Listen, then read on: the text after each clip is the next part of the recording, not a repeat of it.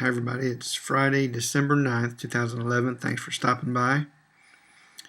I want to talk to you today about two bills that are going through the Congress right now. Both of them so incredibly un-American that you just cannot fathom how un-American they truly are and how disastrous they are. The first one says that the U.S. Army can accuse U.S. citizens of being terrorists and, based on that accusation, hold them for the rest of their lives without a trial. You heard me right. I saw the debate about this in the Senate, and a man got up and said, this is so un-American, we can't allow this to happen. And John McCain got up and fumed and cursed and said, "How dare you question the armed forces of the United States? You should bow down to the military who makes you free." That was his basic message. And he might have actually said that. I can't remember. But that was basically what he was saying. And it was so bizarre to watch John McCain say those things. Not totally unexpected, but just bizarre. It just, I just kept thinking to myself, what in the hell is wrong with John McCain? What in the hell is he thinking? How can he say those things? How can he argue for this ridiculous bill? If this bill passes, which it already has the Senate 90-something to 5, over 90 senators voted for this anti-American piece of garbage. And if it passes, if Obama doesn't veto it, which he probably won't, there will be practically no difference between the government of America and the military regime of Egypt. I mean, frankly, that is the truth. Anything that the military regime, the junta in Egypt, can do to Egyptians, our government could do to us if this bill passes. Because they could just grab you off the street and lock you up for the rest of your life for no reason. And nobody has to know. And nobody has to give you any trial. I mean, that takes us back to a level that most monarchies would find to be appalling. Okay? That goes back to before they had habeas corpus in England, which is over 1,000 years old, or almost 1,000 years old. I mean, it's incredible to think about this bill passing. But when it passes, and I say when, not if,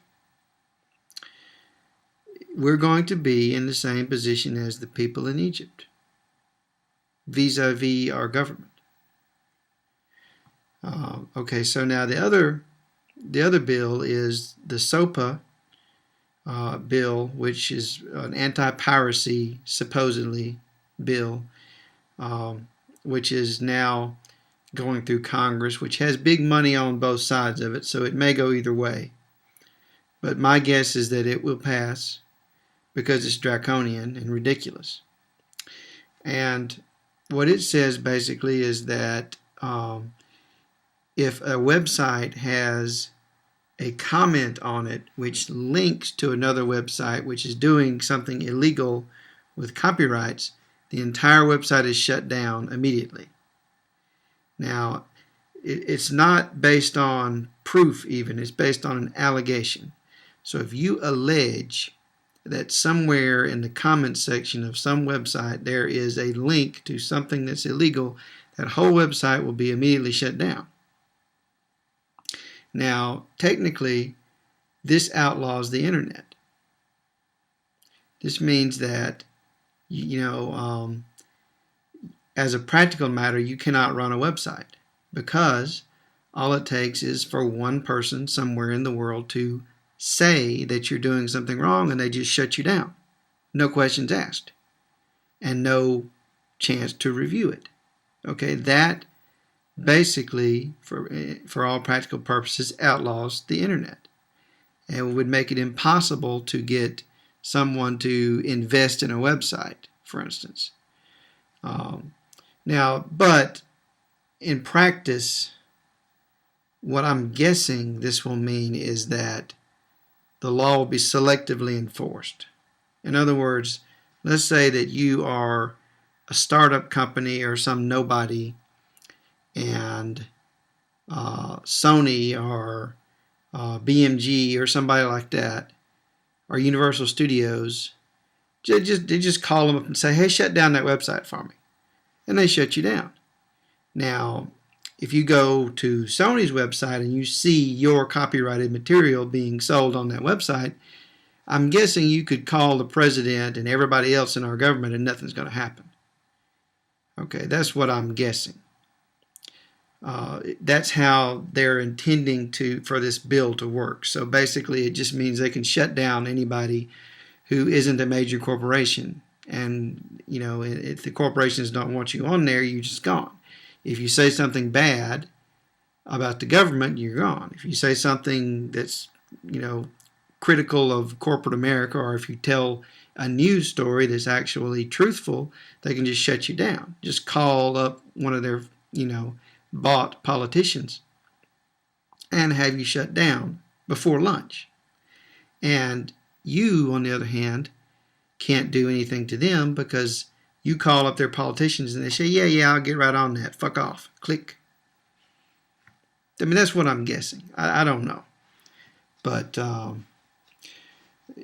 both of those bills are just incredibly un-American, and they're very similar in one aspect, and that is that they would give the government ultimate power over citizens. And they both act on allegations. So, the government just has to allege, or the military actually, not the police, the military just alleges that you did something wrong, and they just grab you and keep you forever. Okay, or if you're a citizen who has a website or a small company or a startup, somebody that doesn't like your competition can just call up and say, hey, I'm alleging that they have some link and some comment somewhere to something that's illegal, and they just shut you down and you're gone. And then they put up their version of your website. I mean, that's what I think is happening here. Of course, the only thing that matters is the money. You'll notice, here's another interesting little fact. The Republicans are blocking a tax cut for middle-class Americans. Okay, that is incredible. If you actually believe that the Republicans are for lower taxes and Republicans are for conservatism or anything like that, it's incredible. But they're not for any of those things. The Republicans couldn't care less about lower taxes or the deficit or anything like that. The debt, conservatism, that's all bullshit. And Republicans have no interest in 99.999% of American citizens. They just do not fucking care about Americans at all. At all. The only thing they care about is the rich people who are putting money in their pockets. Okay, so if they can get a tax cut for them, they'll scream and yell and fight and all hell will break loose until they get their tax cut for the rich. Now, when it comes to a tax cut for you, they say, screw that. I don't even want that. I don't care. But actually, instinctively, I really don't like it. And they actually described giving a tax cut to ordinary people as a choice between drowning and burning to death. That's how much they don't like you in the Republican Party. And the Democratic Party, too. Thanks for watching.